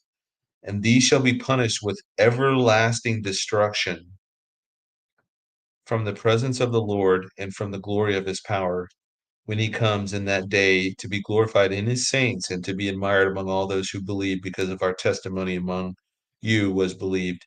That word, that phrase, eternal destruction or everlasting destruction, when you think about something being destroyed, generally, whether it's a building, a ship, a plane, a planet, whatever, when something is destroyed, it comes to a point of ruin that can't be destroyed anymore. It's just ash or crisp or whatever. But everlasting destruction means that you're going to be forever in the process of being destroyed. And in order for that to be true, then they would have to exist in a body that cannot be destroyed, but is always in the process of being destroyed. It's a horrifying thought when you think about it. I look at the lake of fire like I would like water, in the sense that imagine almost drowning. I've almost drowned a couple times, and your water's getting in your mouth or whatever. I mean, think of the lake of fire like that. I mean, those people are going to be swallowing fiery water, being just overwhelmed by it, people stepping on them. I imagine that it's going to be a fight to get who can get the highest out of the lake of fire. And they're only going to do that by stepping on everybody else underneath them. So everybody beneath them is now drowning in this fiery liquid or whatever it is. Um, and they're always going to be in the state of being destroyed, but never being able to die. are never coming to a point of total obliteration. It's as soon as their skin is burnt off their flesh, off their bone, it's going to grow right back, and then it's going to burn off again. And it's going to grow back, and it's just going to be that constant state of having a massive like festering wound on your arm, and you keep picking the scab off and it never heals, right? Eventually it'll scar up, but imagine if it didn't scar, it just kept staying in that state. That's what it's going to be like for this eternal destruction or everlasting destruction.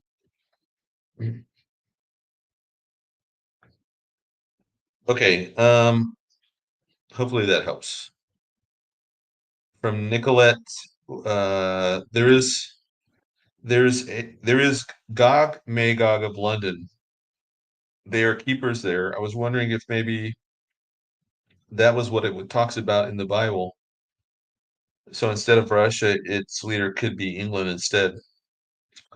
Yeah, I've seen that, and I was always interested in why they have that there in London of all places. But if you go back a little bit and look at the genealogies, and this is something I brought up to Pastor Gary when I was there in Ireland, but let's see if I can get this correct. The So you had Japheth. So Japheth was he was one of the sons of Noah. So it was Shem, Ham, and Japheth. And I mentioned earlier that Shem was the father of all the Semitic peoples. Well, Japheth was the father of all like the Euro Indo-Aryan peoples. Everything from like the Indians to the Europeans to the Turks to the kind of all the people that have ended up migrating to the north belong to Japheth. And I don't know, I don't know what ethnic group it is, but I've seen this a few times with certain people. Very, very, very dark skin, like very dark skin, but they don't have like the African features, like an African American or an African from Africa, Nigeria. They don't have those features. They have like a very Caucasian features, but they're dark, dark skinned. And you see a little bit of it in India. And then there's a country, I think there's a couple of countries surrounding India that people there are very dark skinned, but they have a very Caucasian bone structures and stuff and hair. And anyway, so that's all Japheth from there all the way up to and even I think even the Sinaitic people are belong to Japheth as well, if I'm remembering correctly.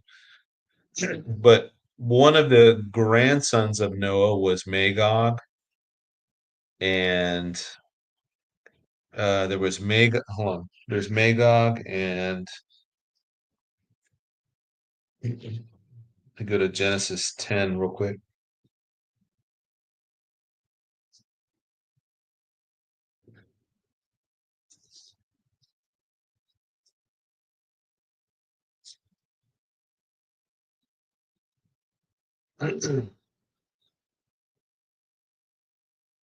Okay, so the sons of Japheth were Gomer, Magog, Madai, Javan, Tubal, Meshach, and Tyrus. So it was the two sons. It was Gomer and Magog. And if you know about the Celts and the Scythians and all the different kind of barbarian groups that existed um, pre-Roman Empire, Europe, and then going all the way back to early times. But the Celts were a group that ended up settling in Britain. Well, I think back then in the Roman times it was called Britannia, but Ireland was called Hibernia, and you had Celts that moved to like where Wales is in the UK, and they were from the Gomer clan. They traced their lineage to Gomer, and then you had the Celts that went to Ireland, who were from the tribe of Magog, and so or from the lineage of Magog. So Magog was a real person. He was a grandson of Noah, and so his descendants at some point were the Celts, so many generations down, and then those Celts broke off, and I guess they also married into the Gomer clan or whatever. But anyway, so that's the Welsh and the Irish trace their roots to Magog and to Gomer. And I think that ties in with the question that you asked about why is that Magog thing in London or whatever. I think it's like a bear and a unicorn or something. Something there's some history tied back to that, and then with giants and stuff, some mythology stuff. So I don't think it's England though, and I don't even know that it's Russia necessarily. Um, I think it's primarily going to be Islamic first and foremost because you see both the Sunni and the Shia come together and try and take out Israel one final time. So Meshach, Tubal, all that, I believe that's all Turkey. Gomer and all that area there is all Turkey and they're Sunni. Then you have the Persians who are Iranian, the Iranians who are Shia Islam, and then you have the tribes that are coming out of Africa. They're Islamic from Sudan and from Libya, right? They're all Muslims. And then I think what we see with the Gog and Magog aspect of it is all of the Turkic Muslim countries, where Turkey calls them Turkestan now, but it's like the former Soviet satellite states of Kyrgyzstan, Uzbekistan, Tajikistan, Kazakhstan, Turkmenistan, Afghanistan, maybe Pakistan. But all those Stan countries, I think they're also going to march against Jerusalem and Israel. So you have massive armies coming from the northwest and the northeast, and then you have Muslims coming out from Africa, from Libya and Sudan areas primarily, massive armies come in that direction as well. And the one common thing they all have in common is that they're all Muslim. Right. And if Psalm 83 is the conflict that nullifies Israel's immediate threats, then this represents the larger threats of, and so really it's all of Islam marching, coming together for the first time and all marching against Israel. And that also drains a lot of military age Muslim males out of Europe. They're going to flock to Turkey to join in this big crusade to march against the great or the little Satan, right? They're going to be on that like white on rice. I mean, they're going to be all over that. Europe's not going to have to worry about the Islam Muslim problem for that much longer. But I think that leaves northern Russia. So included in all of the armies that are marching, I think you will have Russian Muslims marching against them as well. And I think that'll come out of like Georgia, Dagestan, Chechnya, all those places that are predominantly Muslim, but they're also Russian speaking peoples, and ethnic people, Russian ethnic people. They're going to march too. So I mean, it's just going to be the most massive coalition ever assembled marching against Israel. And they're all, the one thing they have in common is they're all Islamic. And I think that finally nullifies and destroys Islam. The end of that completely destroys Islam as a force of nature going forward. I mean, that's why the Antichrist, when he comes in, it's a giant vacuum. All the Christians are gone because of the rapture. All the Muslims are now gone because of the collapse, the destruction at Gog and Magog. And so, what's left in the world? You have a bunch of Hindus over here in India, some Buddhists over in China, but the rest of the world largely is going to be laid open. It's going to be Roman Catholic, New Age, pagan, all the stuff that's in Western civilization right now is all going to be kind of blended together and then merged with technology and the supernatural to kind of make it this crazy system. Okay, from KG, a question: do you see Romans 5:9 about being about the rapture also? Let's read Romans 5:9.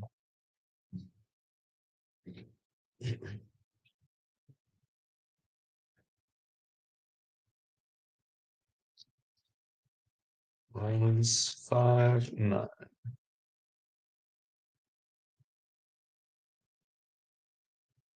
Much more than having now been justified by his blood, we shall be saved from wrath through him.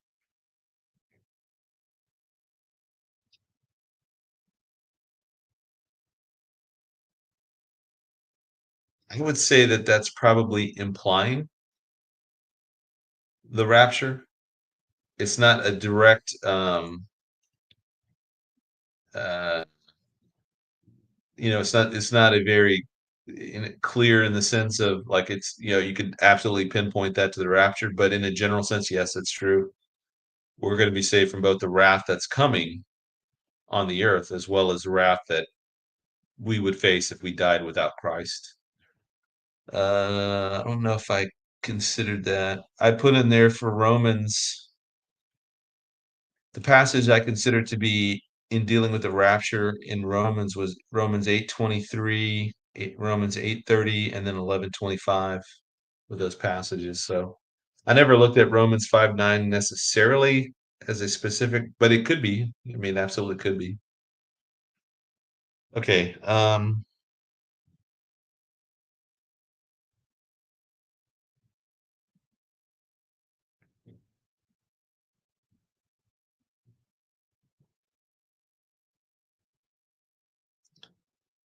Julia Gaster question: Who is Mystery, comma Babylon the Great?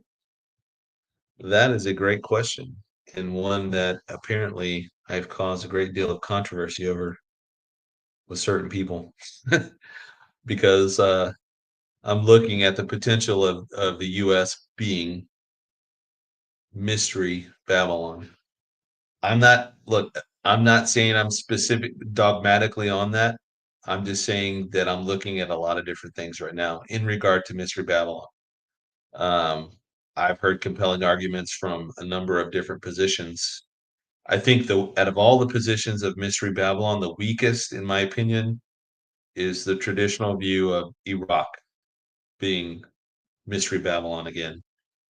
For one, it's not really a mystery. If she was already Babylon, I mean, there's no mystery in that. But two is the passage dealing with the shipmasters and the ship captains, etc., seeing her burning from afar. Like traditional Babylon is 100 something miles inland. Like you would not see smoke of that city burning from the coastline. And there's that coastline is not set up for that kind of um, traffic or anything like that. It's not designed for that. So I think it tends to make the weakest candidate. I I think Rome, in a sense, is, in my opinion, one of the best candidates. Except Rome is not um, the center of anything anymore. It's like not. It's not. It's important to Catholics. That's about the extent of it. So I don't. It's not really a commercial center, or it's not designed for that either. I'm sure there are other ports in that area in the Mediterranean that are far bigger and far more equipped to do all the shipping and whatnot. And I think the other kind of great candidate, in my opinion, is the megalopolis that's in the United States. So you go from Washington, D.C., all the way to New York City, and it's like, or Boston, it's even like kind of one giant city. And I don't know. I don't know. I am not 100% convinced. I'm just looking at this. Tyler and I are looking at it. And he's probably more convinced than I am, but I'm open to it. Let's say that. And again, we're not going to be here. I mean, you know what I mean? Like we're talking about some theoretical thing that could or could not. I mean, nobody's going to know 100% until it happens. None of us. None of us. I don't care how many degrees you have. You don't know any more than I do. We have good candidates and we have good theories that we can put forth, and some are stronger than others, for sure. But we don't know specifically until it happens, and we're not going to know definitively until it happens. So, I can read that one.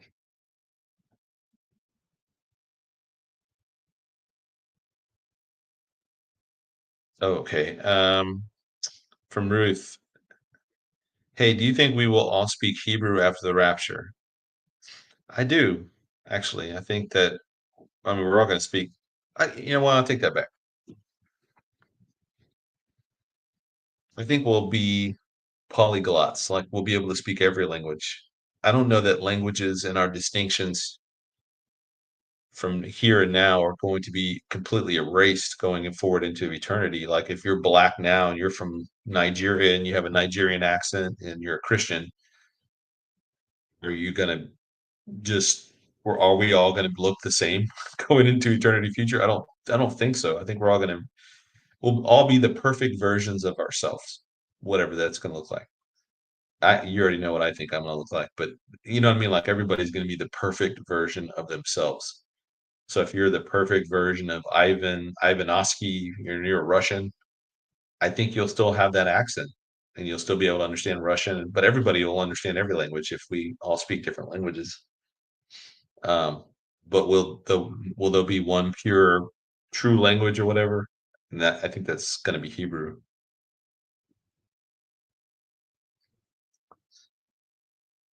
Okay. From Aldo, ever done a scripture search on whole earth, Pete?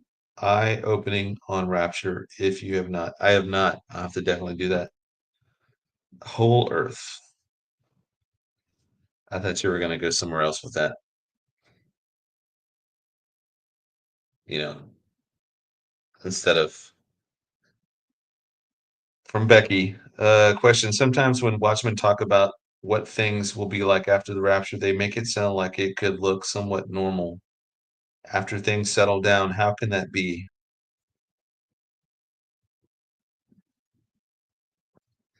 You'd be surprised at what people get used to.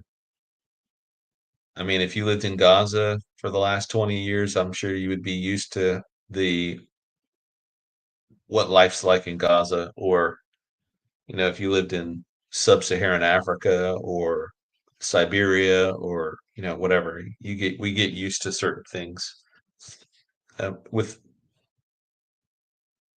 That's one of the strengths of being a human is the fact of that we're very adaptable to almost anything.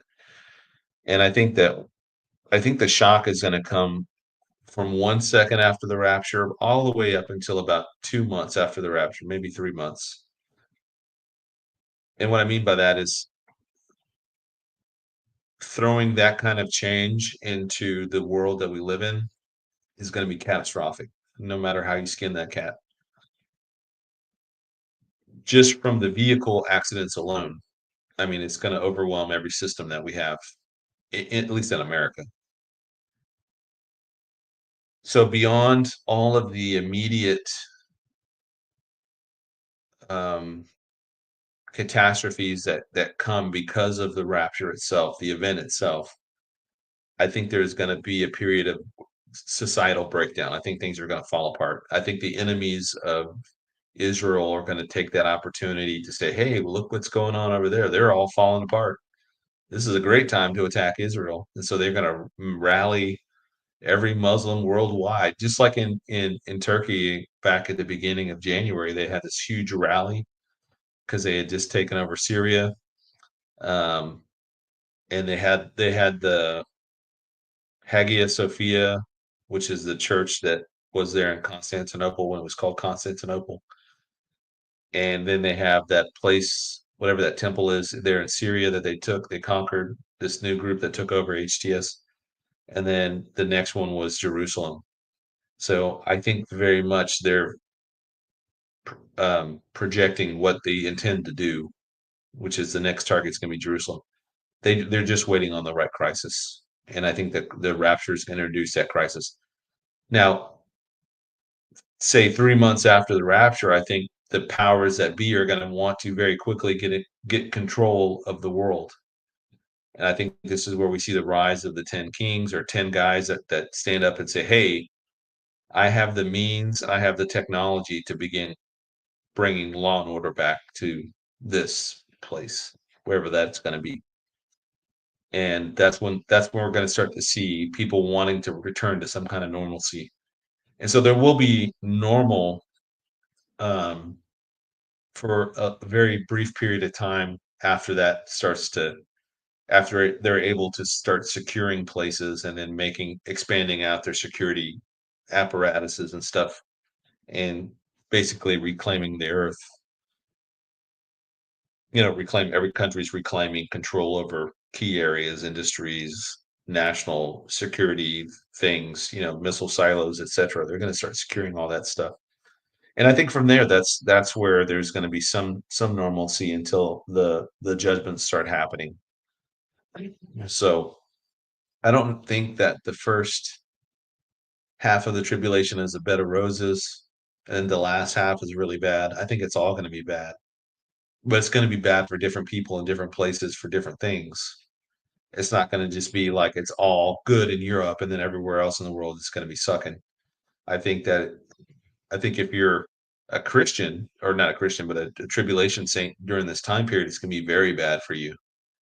You're going to place your faith in Christ, and you're going to see very quickly that like just here in the last 4 years under Biden, we saw very rapidly things went from the Trump first term in terms of the economy, in terms of the impact of the political decisions that's causing the gas prices to go crazy, the effects of the pandemic and all the shortages that were starting to panics people were having over toilet paper and everything else. Um, I think they're going to have those things. They're going to come in waves and stuff like that, but the wealthy are going to still be untouchable. It's not going to really impact them, as much as it's going to impact the average common person out there that's just trying to get by. And now this new world where the United States is gone or it's collapsed or it's changed and this government's changed and people disappeared and now things are all in the skies and the world's going to be nuts. So, but you'd be surprised at what people will adapt to and kind of come to think is normal. I mean, it'll just be what it is. And but I think at least by the midpoint, it's going to absolutely not be normal by any stretch of the imagination.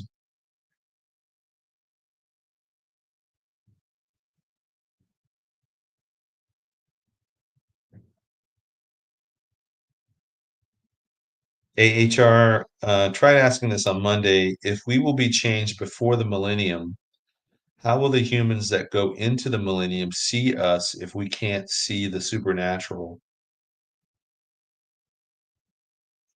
Well, we're going to be in our glorified bodies. We're not going to be invisible. At least my understanding it is that we're not going to be invisible.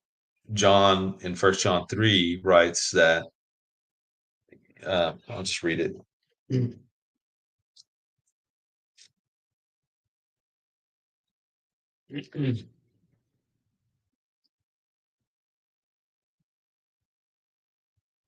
Uh, 1 John 3, verse 2 says, Beloved, now we are children of God, and it has not yet been revealed what we shall be, but we know that when he is revealed, when Jesus is revealed, we shall be like him, for we shall see him as he is, and everyone who has this hope in him purifies himself just as he is pure.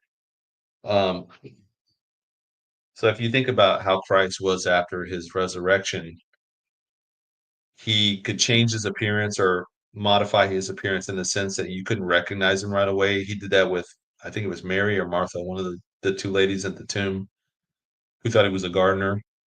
And then the two guys on the road to Emmaus, they didn't recognize him until the very end. He could also, appear in a room with his disciples, and the door was locked from the inside, so nobody could get in or out. And he just appeared, and then he disappeared. And then he did that a bunch of times. He could also go into a room, presumably go through the wall into the room with the disciples, then sit down in a chair. So he could manipulate physical matter, but he was not constrained by physical matter. He could eat. He ate, I think, 6 times or something like that after his resurrection body. So we'll be like that in some way, shape, or form. Um, So I don't think we're going to be constrained by physical matter, but yet we'll be able to manipulate things in a way that we can't do right now. Like, if I just wanna be someplace, I could probably travel there at the speed of thought. Like, I wanna be in Tahiti right now on the beach, um, drinking a Mai Tai or whatever. Boom, I could just be there, a virgin Mai Tai, right? But or I could be on Pluto. I wanna go see this other galaxy. You can think about all the possibilities because this body that we'll have will be indestructible. So we could go into space and we're not affected by the cold, we're not affected by the lack of oxygen or any other thing. I mean, it's like we're kinda like Superman or whatever. So, anyways, I don't think we're gonna be invisible to those people in the millennial kingdom. I think we'll exist in a way that is different from them in their physical bodies, yet I think they will be improved genetically speaking. They'll be able to live for hundreds of years. It'll go back to the way it was during the time before the flood. Um, so I think people physically will be restored, and I think that we'll be able to interact with them, but they're gonna know we're different from them in a very profound way. What that is, I have no idea. I just think they'll know that we're different. So, anyways, all right. Well, that's it, guys. Thank you for hanging out tonight. It's a little over 2 hours right now. It's 11 o'clock. I need to go to bed. Just thank you guys for hanging out tonight. Always a pleasure to be here with y'all. I'll go back through tomorrow and look through the comments and stuff, but the chat. Yeah. I'll be on Friday night. I'll finish out this Bible Prophecy 101. And this is really where Friday will be really where I delve into the different viewpoints and the strengths and weaknesses and so forth. So, thank you, moderators, for collecting those questions for me tonight. And I think that's it. Joe, I got your email. I will get your articles up. I've been pretty swamped at work, so it's been pretty busy and a lot of stuff going on. Yeah, y'all have a good night tonight. And also, if you live in Dixie Alley or you live in even the Midwest, I mean, I think this weekend's also going to have some pretty crazy weather. So just be prepared for that. And I saw that in Europe, I don't know if we have anybody on tonight from Europe, but they're getting all their people to stock up on food and water and flashlights, and I think they're expecting World War III. But I don't know how much of that's hype, how much of that's like a genuine, like, hey, it's about to kick off. Like, so take that for what it is. If you have the means to prepare, get prepared for weather, World War III, whatever. But um, more to follow on that. We'll see what that came from and stuff. So, all right, God bless you guys. Good night, and thank you, everybody. See you Friday.